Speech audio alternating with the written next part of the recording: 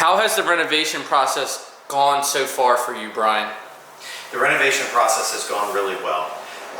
I came into the project having done some homework. This is my first project, so things have, for the most part, been going according to plan. There are some things that have just been out of my control, such as COVID-19, but who would have foreseen something like that happening along the way? But all the other elements have pretty much been going according to plan, and I'm so excited to see this house come together. What has happened that you expected to be easy, but was not easy at all? I think what I thought would be easier because I had done homework and because I thought that I was prepared was the timeline, and that timeline was interrupted in two major ways. The first was at the beginning when I went to the city for my permits. They said that the permit process was going to take about 4 to 6 weeks. It ended up taking double that at 12 weeks before we were able to start anything on the house. So the house just sat for that period of time, and that period of time is what I had calculated that we would be working on the house. So once we got started working on the house in late January, then all of a sudden COVID-19 came into the picture in March, which then slowed down contractors, which slowed down us getting certain supplies in, such as the fire-rated windows that we were then needed, because where they're manufactured up in upstate New York was closed during COVID for 2 months. So that meant our order was going to be delayed. So that timeline is really what is the biggest surprise. Brian, what have you learned about historical renovations that you did not know before? So for this particular property, the house had been completely gutted when I purchased it, and there was already some framing that was put into place. A lot of the historical quality of the interior of the house was gone. It was the exterior that I fell in love with and the surrounding neighborhood. The exterior is coming to life, and it's exciting. We have yet to clean the brownstone, but new windows, historic windows, are already going in, and it makes such a huge difference from what was there. So those elements, putting some of the historical quality back into the exterior, is going to make a big difference. And we have found a few items within the house that we are going to preserve and incorporate into the house some way. We found a piece of stone from an original mantle, and we also found a piece of lumber from the front window trim with a Baltimore Construction company stamped on the back of it. So that was exciting. How has the process of getting tax credits gone?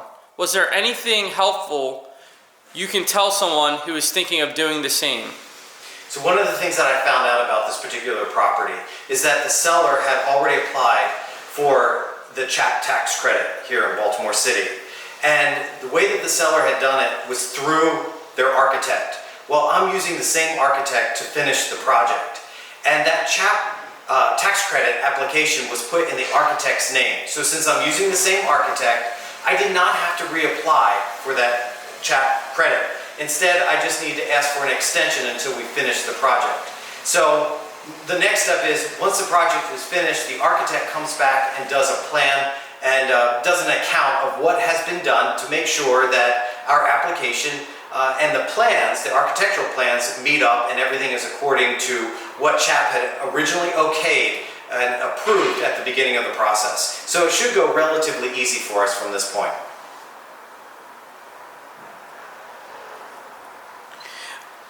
What would you tell someone that was interested in getting that same credit? So there are different ways to go about getting that credit.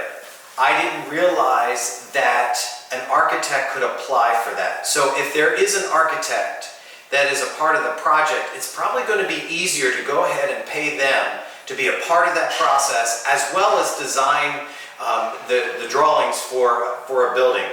I didn't realize in the beginning what a key role an architect could play, but that architect has been super helpful, not only in design, but in the permit process and meeting with the permit office, the city permit office, but also being that intermediary between me, the contractor, and the CHAP office. Hey, so Brian, after you're finished with this property, do you plan on buying any more? So this is my first property. I wanted to get the first done and under my belt. It's a training ground for me. I needed to know what it was like from start to finish. Next step would be to get renters in this once we are completed the project. But one of the reasons why I purchased this property is because I love this neighborhood. And hopefully I will find another property in the... So Brian, this property's turning out great. What are your plans for this property in particular? So when I bought this property, like I said, it was gutted, it was framed, and it was already zoned for a 3-unit, multi-unit residential space. So what once was a single-family home, this 4,000 square foot home, is now going to be 3 units. The first level and basement is a 2-bedroom, 2-bath. The second level is a 2-bedroom, 2-bath, and we're standing up on the third level, which is a 1-bedroom, 1-bath.